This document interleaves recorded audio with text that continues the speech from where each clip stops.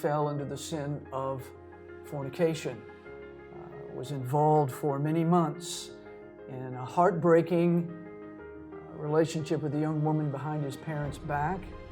He was discovered in this sin, and when he was discovered and came to the elders, he made a confession of what he had been involved in. Of course, he had been caught, but he made a full confession. He answered our questions.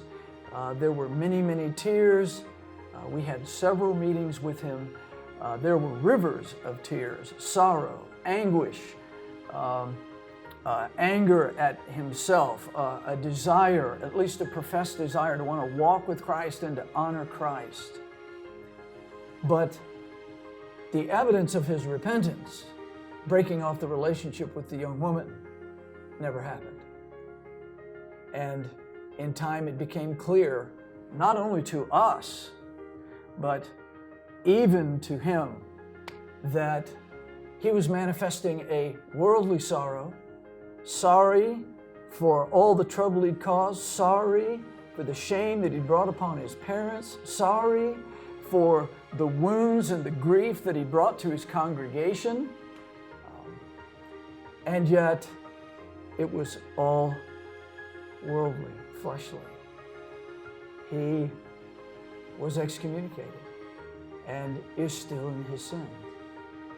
The remarkable thing about these two incidents is that the young man whose repentance was false was actually a more emotional, a more heart-rending, a seemingly more sincere sorrow and guilt over this particular sin.